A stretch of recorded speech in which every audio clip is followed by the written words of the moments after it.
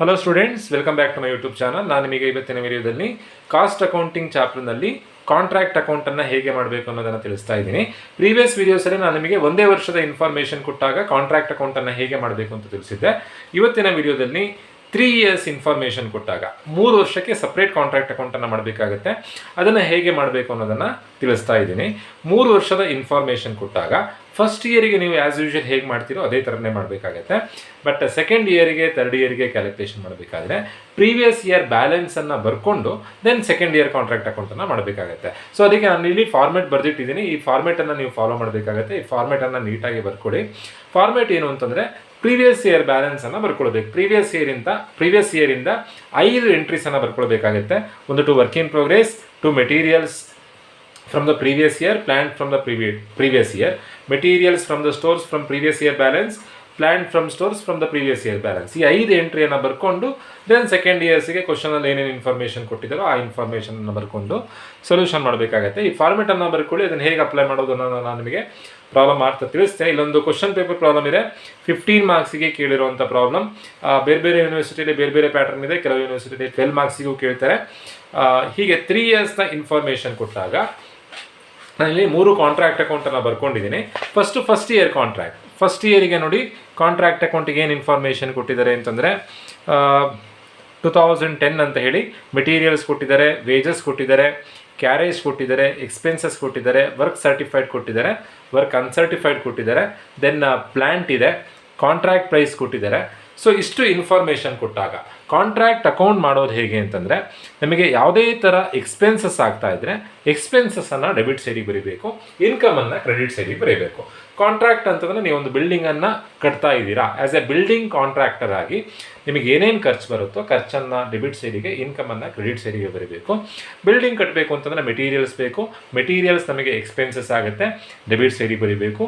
Wages ಕೂಡ expenses, debit ಸೈಡಿಗೆ ಬರೀಬೇಕು. Carriage means shipping charges. ಬೇರೆ ಕಂಟ್ರಿಯಿಂದ ನಾವೇನಾದರೂ ಮೆಟೀರಿಯಲ್ಸ್ ತಗೊಳ್ತಾ ಇದ್ದರೆ ಅವಾಗ ಶಿಪ್ಪಿಂಗ್ ಚಾರ್ಜಸ್ ಪೇಮೆಂಟ್ ಮಾಡಬೇಕಾಗತ್ತೆ. ಇದು ಕೂಡ ಎಕ್ಸ್ಪೆನ್ಸಸ್, ಡೆಬಿಟ್ ಸೈಡಿಗೆ ಬರೀಬೇಕು. ಎಕ್ಸ್ಪೆನ್ಸಸ್ ಅಂತಲೇ ಕೊಟ್ಟಿದ್ದಾರೆ, ಡೆಬಿಟ್ ಸೈಡಿಗೆ ಬರೀಬೇಕು. ಬರೀ ಮೆಟೀರಿಯಲ್ಸ್ ಮತ್ತು ಲೇಬರ್ಸ್ ಇದ್ದರೆ ಸಾಕಾಗಲ್ಲ. ಕೆಲಸ ಮಾಡಬೇಕು ಅಂತಂದರೆ, ಬಿಲ್ಡಿಂಗ್ ಕಟ್ಟಬೇಕು ಅಂತಂದರೆ ಮೆಟೀರಿಯಲ್ಸ್ ಮತ್ತು ಕೆಲಸಗಾರರ ಜೊತೆಗೆ ಮೆಷಿನ್ ಕೂಡ ಬೇಕಾಗುತ್ತೆ. ಒಂದು ಮೆಷಿನನ್ನು, ಪ್ಲಾಂಟ್ ಆ್ಯಂಡ್ ಮೆಷಿನರಿಯನ್ನು ಪರ್ಚೇಸ್ ಮಾಡ್ತಾ ಇದ್ದಾರೆ 1 lakhಗೆ, ಅದು ಎಕ್ಸ್ಪೆನ್ಸಸ್, ಡೆಬಿಟ್ ಸೈಡಿಗೆ ಬರೀಬೇಕು. ಕ್ರೆಡಿಟ್ ಸೈಡಿಗೆ ಬರುವಂಥ entry by work in progress ಅಂತ ಬರೆದು work certified, work uncertified. Work certified ಅಂದರೆ 9 ಲಕ್ಷ ರೂಪಾಯಿದು ಕೆಲಸ ಆಗಿದೆ, ನಾವು ಅದನ್ನು ನಮಗೆ ಬಿಲ್ಡಿಂಗ್ ಕೆಲಸ ವಹಿಸಿದವರಿಗೆ ಇನ್ಫಾರ್ಮ್ ಮಾಡಲಿಕ್ಕೂ ನಮಗೆ 9 ಲಕ್ಷ ರೂಪಾಯಿ ದುಡ್ಡು ಸಿಗುತ್ತೆ. ಇದು ವರ್ಕ್ ಸರ್ಟಿಫೈಡ್. ವರ್ಕ್ ಸರ್ಟಿಫೈಡ್ ಮತ್ತು ವರ್ಕ್ ಅನ್ಸರ್ಟಿಫೈಡ್ ಎರಡು ಇನ್ಕಮ್ ಕ್ರೆಡಿಟ್ ಸೈಡಿಗೆ ಬರೀಬೇಕು. ದೆನ್ ಪ್ಲ್ಯಾಂಟ್ ಎಟ್ ದ ಎಂಡನ್ನು ಫೈಂಡ್ ಔಟ್ ಮಾಡಿ ಬರೀಬೇಕು. ಇದು ಫಸ್ಟ್ ಇಯರ್ಗೆ. ಸೆಕೆಂಡ್ ಇಯರ್ಗೆ ಕ್ಯಾಲ್ಕುಲೇಷನ್ ಮಾಡ್ತಾ ಸ್ವಲ್ಪ ಚೇಂಜಸ್ ಬರುತ್ತೆ. ನಾನು ಈಗೇನು ಎಂಟ್ರೀಸ್ ಹೇಳಿದ್ನೋ ಅದನ್ನೆಲ್ಲ ಎಂಟ್ರೀಸನ್ನು ಇಲ್ಲಿ ಬರ್ಕೊಳ್ತಾ ಇದ್ದೀನಿ. ಮೆಟೀರಿಯಲ್ಸ್ ಕೊಟ್ಟಿರುವಂಥ ಅಮೌಂಟ್ 4,50,000 ಇದೆ. ನಮಗೆ ಎಕ್ಸ್ಪೆನ್ಸಸ್ ಆಗುತ್ತೆ, ಹಾಗಾಗಿ ಡೆಬಿಟ್ ಸೈಡಿಗೆ ಬರೀಬೇಕು. ದೆನ್ ಕೆಲಸಗಾರರಿಗೆ ಸಂಬಳ ಕೊಡ್ತಾ ಇದ್ದೀವಿ, ವೇಜಸ್ ಪೇಮೆಂಟ್ ಮಾಡ್ತಾ ಇದ್ದೀವಿ, ಎಕ್ಸ್ಪೆನ್ಸಸ್ ಡೆಬಿಟ್ ಸೈಡಿಗೆ ಬರೀಬೇಕು. 4,30,000 ಇದೆ.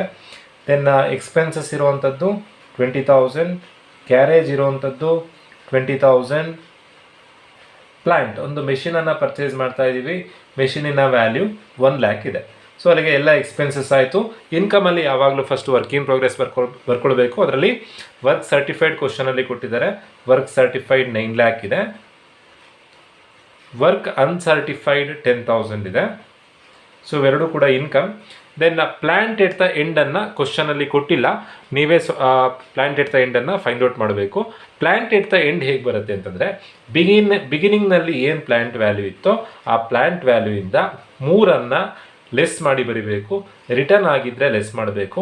ಏನಾದರೂ ಪ್ಲ್ಯಾಂಟನ್ನು ರಿಟರ್ನ್ ಮಾಡ್ತಾ ಇದ್ದರೆ, ಸ್ಟೋರ್ಸಿಗೆ ವಾಪಸ್ ಕಳಿಸ್ತಾ ಇದ್ದರೆ ಲೆಸ್ ಮಾಡಬೇಕು. ಎಲ್ಲೂ ಕೂಡ ರಿಟರ್ನ್ ಬಗ್ಗೆ ಇನ್ಫಾರ್ಮೇಷನ್ ಕೊಡಲಿಲ್ಲ. ಡೆಸ್ಟ್ರಾಯ್ ಆಗಿದ್ದರೆ ಲೆಸ್ ಮಾಡಬೇಕು. ಎಲ್ಲೂ ಕೂಡ ಡೆಸ್ಟ್ರಾಯ್ ಆಗಿದ್ರ ಬಗ್ಗೆನೂ ಇನ್ಫಾರ್ಮೇಷನ್ ಕೊಡಲಿಲ್ಲ.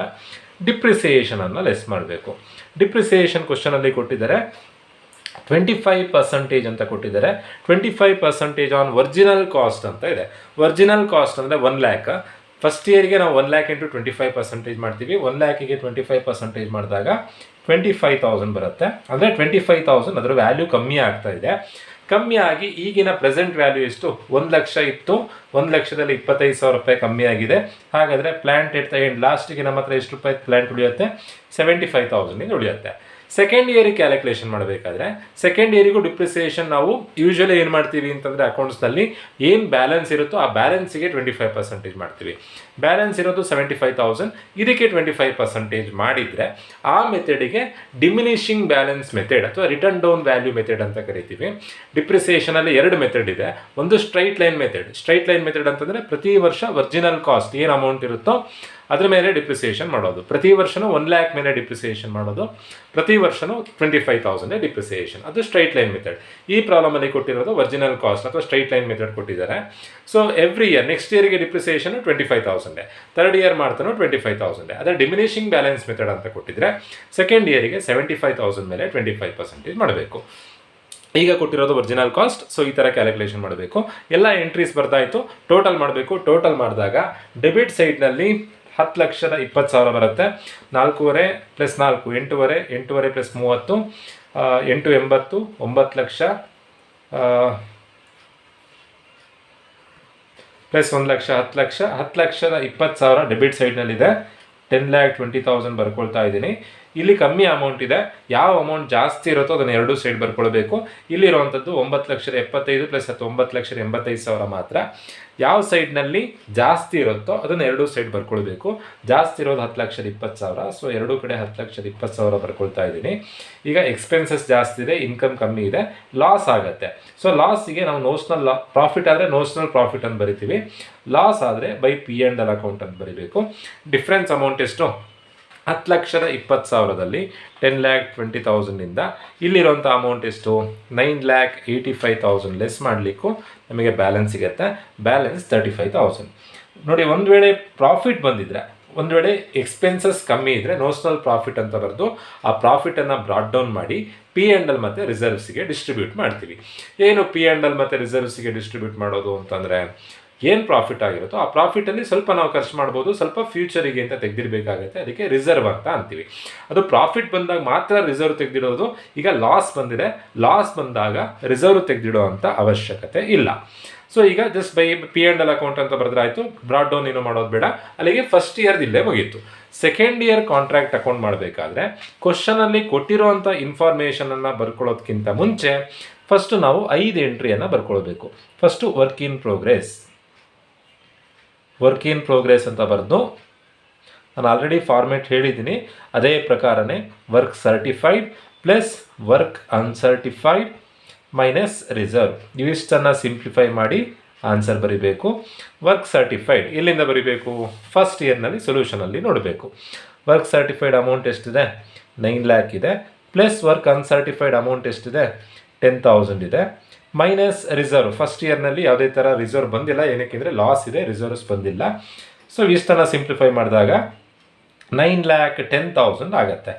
ಸೊ ಇದು ಫಸ್ಟ್ ಎಂಟ್ರಿ. ನೋಡಿ, ನಾನು ಫಾರ್ಮೇಟ್ ವೈಸ್ ಎಕ್ಸ್ಪ್ಲೈನ್ ಮಾಡ್ತೀನಿ. First entry work in progress ಆಯಿತು.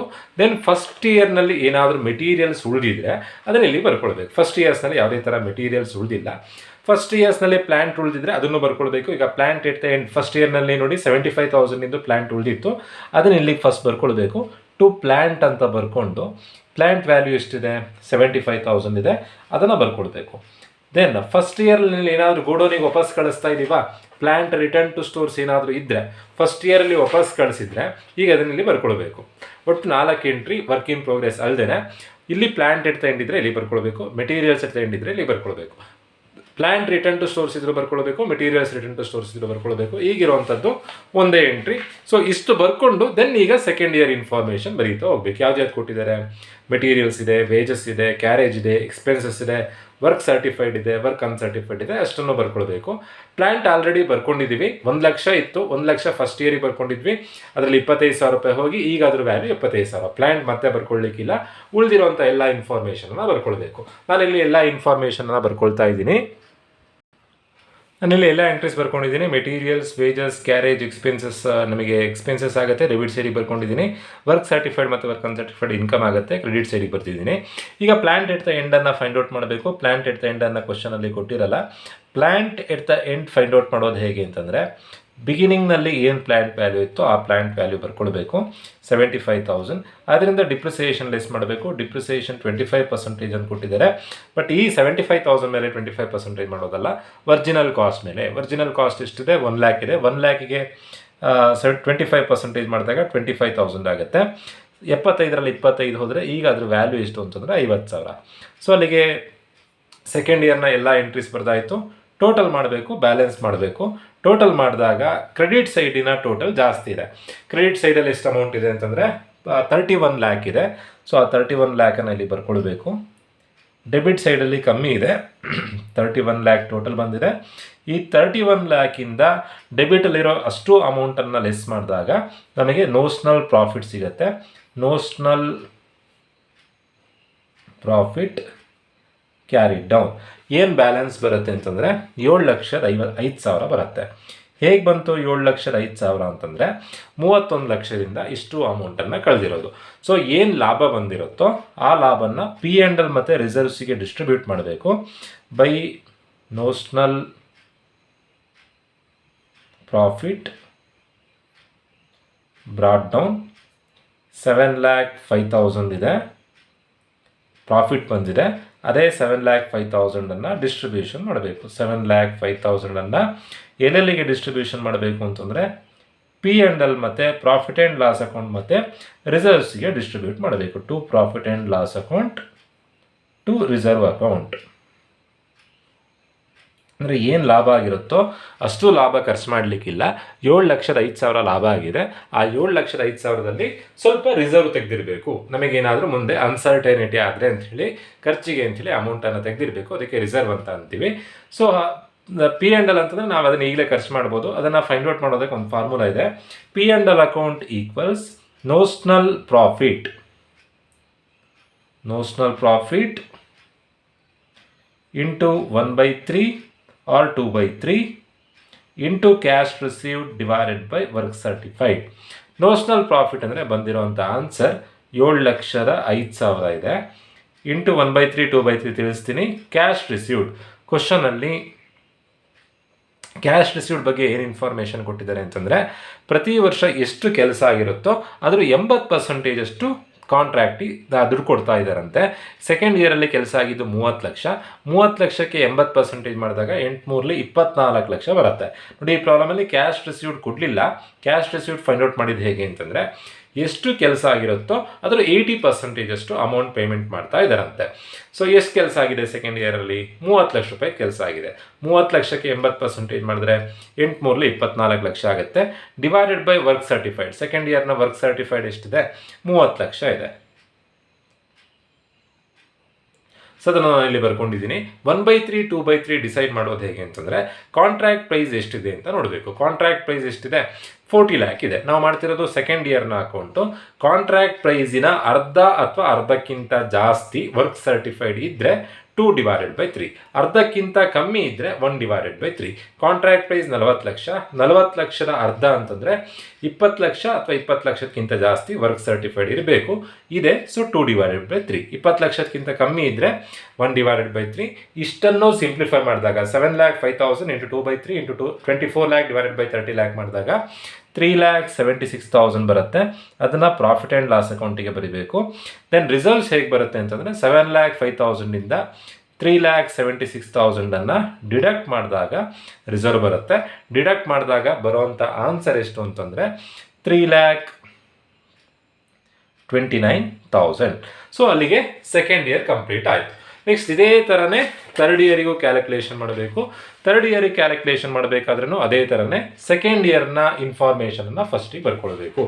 ಏನಕ್ಕೆ ಈ ಥರ ಫಸ್ಟಿಗೆ ಬರ್ಕೊಳ್ಬೇಕು? ನೋಡಿ, 2ನೇ ವರ್ಷದಲ್ಲಿ 30 ಲಕ್ಷ ರೂಪಾಯಿ ಕೆಲಸ ಆಗಿದೆ. ಬಟ್ ಅಷ್ಟೂ ಕೂಡ ಸೆಕೆಂಡ್ ಇಯರಲ್ಲಿ ಆಗಿದ್ದಲ್ಲ. ಫಸ್ಟ್ ಇಯರ್ದು ಸೇರಿಸಿ 30 ಲಕ್ಷ ರೂಪಾಯಿ ಕೆಲಸ ಆಗಿರೋದು. ಫಸ್ಟ್ ಇಯರಲ್ಲಿ ಎಷ್ಟು ಕೆಲಸ ಆಗಿತ್ತು? 9 ಲಕ್ಷ ರೂಪಾಯಿ ಕೆಲಸ ಆಗಿತ್ತು. ಸೆಕೆಂಡ್ ಇಯರ್ ಕೊನೆಗೆ 30 ಲಕ್ಷ ರೂಪಾಯಿ ಕೆಲಸ ಆಗಿದೆ ಅಂತಂದರೆ ಟೋಟಲ್ ಆಗಿ 9 ಲಕ್ಷ 30 ಲಕ್ಷ. ಮೊದಲನೇ ವರ್ಷದ ಕೊನೆಯಲ್ಲಿ 9 ಲಕ್ಷ ರೂಪಾಯಿ ಕೆಲಸ ಆಗಿದೆ. 2ನೇ ವರ್ಷದ ಕೊನೆಯಲ್ಲಿ 30 ಲಕ್ಷ ರೂಪಾಯಿ ಕೆಲಸ ಆಗಿದೆ ಅಂತಂದರೆ ಟೋಟಲ್ ಆಗಿ ಸೆಕೆಂಡ್ ಇಯರಲ್ಲಿ 21 ಲಕ್ಷ ರೂಪಾಯಿ ಕೆಲಸ ಆಗಿದೆ. ಸೊ ಹಾಗಾಗಿ ನೀವು ಬರೀ 31 ಬರ್ಕೊಂಡ್ರೆ ಲೆಕ್ಕ ತಪ್ಪಾಗುತ್ತೆ. ಏನಕ್ಕೆ ಅಂದರೆ ಫಸ್ಟ್ ಇಯರ್ದು ಸೇರಿಸಿ 30 ಲಕ್ಷ ಆಗಿತ್ತು. ಸೊ ಹಾಗಾಗಿ ಏನು ಮಾಡಬೇಕು? ಫಸ್ಟ್ ಇಯರ್ದು ಡೆಬಿಟ್ ಸೈಡಿಗೆ ಬರೆದು ಸೆಕೆಂಡ್ ಇಯರ್ದು ಕ್ರೆಡಿಟ್ ಸೈಡಿಗೆ ಬರೆಯುವಂಥದ್ದು. ಸಿಮಿಲರ್ಲಿ ಥರ್ಡ್ ಇಯರ್ ಮಾಡಬೇಕಾದ್ರೂ ಅದೇ ಥರನೇ ಸೆಕೆಂಡ್ ಇಯರ್ನ ಇನ್ಫಾರ್ಮೇಷನನ್ನು ಫಸ್ಟಿಗೆ ಬರ್ಕೊಳ್ಬೇಕು. ಒಟ್ಟು 5 ಎಂಟ್ರಿ ಬರುತ್ತೆ.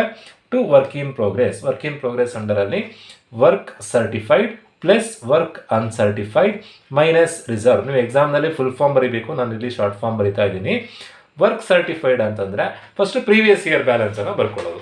ವರ್ಕ್ ಸರ್ಟಿಫೈಡ್ ಎಷ್ಟಿದೆ? 30 lakh ಇದೆ. ವರ್ಕ್ ಅನ್ಸರ್ಟಿಫೈಡ್ 50,000 ಇದೆ. ಮೈನಸ್ ರಿಸರ್ವ್ 3,29,000 ಇದೆ. ಇವಿಷ್ಟನ್ನು ಫಸ್ಟು ಸಿಂಪ್ಲಿಫೈ ಮಾಡಬೇಕು. ವರ್ಕ್ ಸರ್ಟಿಫೈಡ್ ಸೆಕೆಂಡ್ ಇಯರ್ ಮಾಡಿರೋಂಥ ಸೊಲ್ಯೂಷನ್ ನೋಡಿ ಬರೀಬೇಕು, 30 lakh. Work uncertified 50,000 minus reserve answer ಎಷ್ಟು ಬಂದಿತ್ತು? 3,29,000 ಇದೆ. ಅದನ್ನು ಬರ್ಕೊಂಡು ಸಿಂಪ್ಲಿಫೈ ಮಾಡಬೇಕು. 3,29,000 ಬರ್ಕೊಂಡು ಸಿಂಪ್ಲಿಫೈ ಮಾಡಿದಾಗ 30 lakh ಪ್ಲಸ್ 50,000, 30,50,000 ಮೈನಸ್ 3,29,000 ಮಾಡಿದಾಗ ಬರುವಂಥ ಆನ್ಸರ್ 27,21,000 ಬರುತ್ತೆ.